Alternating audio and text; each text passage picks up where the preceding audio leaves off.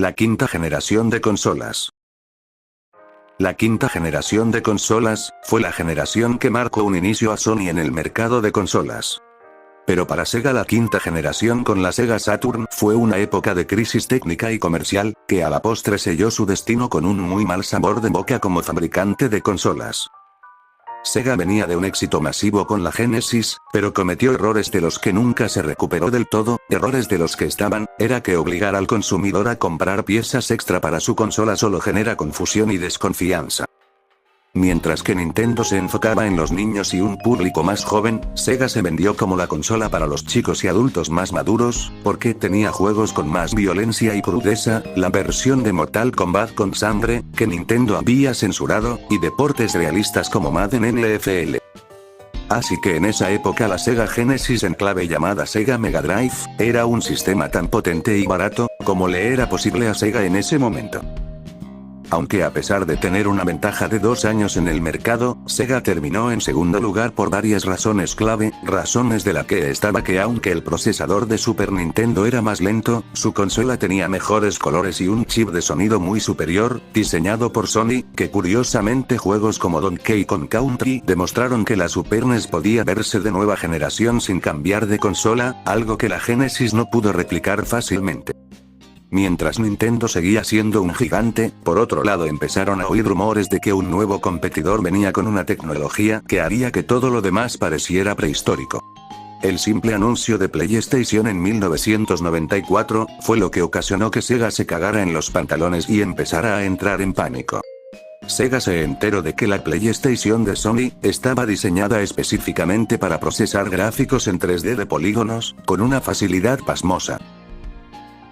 La Saturn, originalmente iba a ser una consola enfocada principalmente en el 2D, a especialidad de Sega, pero al enterarse de lo que hacía Sony Sega entró en pánico y parchó el diseño de la Saturn añadiendo un segundo procesador a última hora, para que pudiera manejar 3D, y esto la hizo potente, pero extremadamente difícil de programar. Por otro lado, cuando Nintendo vio el potencial 3D de la máquina de Sony, supieron que su tecnología actual no bastaba, así que corrieron a aliarse con Silicon Graphics, la empresa que en ese momento era la cima de la computación visual y eran reconocidos por los que hicieron los efectos de Terminator 2 y Jurassic Park.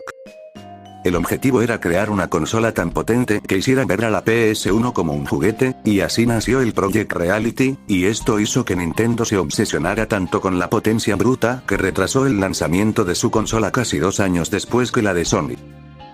Nintendo logró tener acceso a la PlayStation.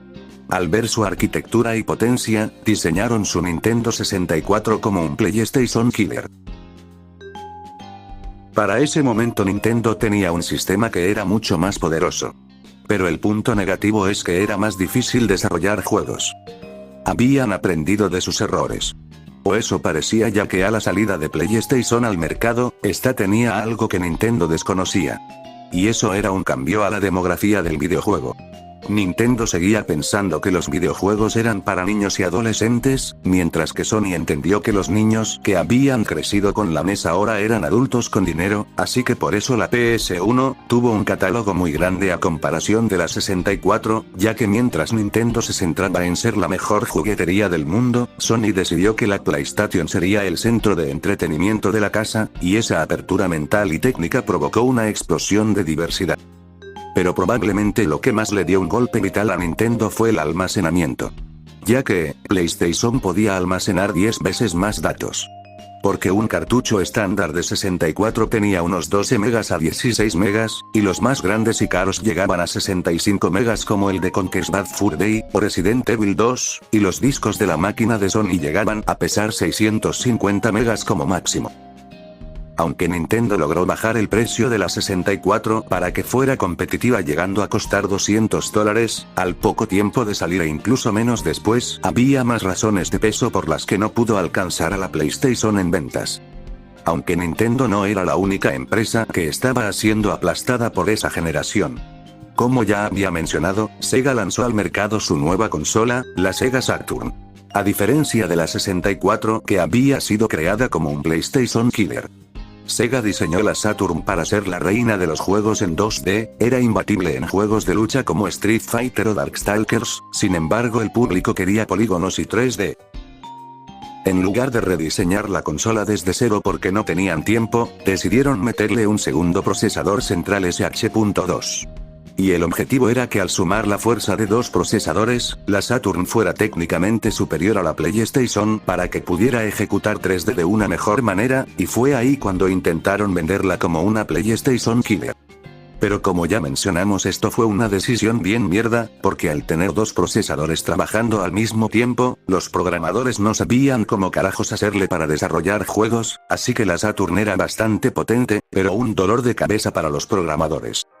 Pero aparte de todo lo malo, la Saturn también tuvo cosas muy buenas que la hizo destacar de muy buena manera, y tenía elementos que sus competidoras no podían replicar por concentrarse en la nueva generación. La Sega Saturn en esos años era la reina indiscutible del 2D, siendo tan buena que hasta dejaba mal paradas a los arcades de esa época, ya que, mientras Sony y Nintendo estaban obsesionados con los polígonos y el 3D, Sega fabricó la Saturn como la máquina definitiva para el 2D. Títulos como la saga de Metal Slug y juegos de combate como toda la saga de Street Fighter, la mejor manera de disfrutarlos era jugando sus versiones de la Saturn, ya que aunque no lo crean, en la Saturn estos juegos corrían con todas las animaciones, las explosiones gigantes y sin ralentizaciones, cosa contraria a la PlayStation, que estos títulos tenían que recortarse en cuadros de movimiento para poder funcionar, por lo que se sentía más trabado. Y era muy obvia la razón de por qué la Saturn manejaba el 2D de manera excelente. Y eso se debía gracias a la memoria RAM que esta consola guardaba. Ya que, a diferencia de la PlayStation que tenía una memoria unificada de 2 MB para manejar absolutamente todo, la Saturn tenía una memoria muy especializada. CD-RAM servía para el trabajo, y era de 2 MB para la lógica del juego y los cálculos. La RAM de video, que llevaba 1.5 MB, estaba dedicada exclusivamente a los gráficos y generación de imágenes. La Word RAM, aquí se guardaba la lógica del juego, donde estaban los enemigos, la inteligencia artificial, las físicas y las instrucciones que los procesadores debían ejecutar. La RAM de audio almacenaba las muestras de sonido, y permitía 32 canales de sonido con calidad SD, y en la competencia, si querías mejor sonido, tenías que robarle espacio a la RAM de video, pero en Saturn el sonido tenía su propio estante privado. La segunda RAM de video era el procesador mágico de la Saturn, que manejaba los fondos, y dedicada exclusivamente a los escenarios, ya que podía manejar hasta 5 planos de scroll simultáneos. Y algo que también destacó y ayudaba mucho fue los cartuchos que creó Sega, teniendo muchas ventajas que Nintendo no implementó en los de la Nintendo 64. Sega lanzó dos versiones, la de 1 MB, que principalmente era para juegos de SNK, y la de 4 MB que principalmente era para juegos de Capcom. Gracias a esta especialidad, la Saturn es la única consola de su era que ofrecía versiones Pixel Perfect, idénticas a la recreativa, ya que en la PS1 estos juegos eran versiones recortadas y más lentas. Con estas tres consolas en el mercado, es donde empezaría la verdadera competencia. Aunque a pesar de la confianza y esfuerzos puestos por Sega y Nintendo, estas fueron incapaces de detener a PlayStation. Era una máquina imparable. Un absoluto fenómeno mundial sin duda alguna.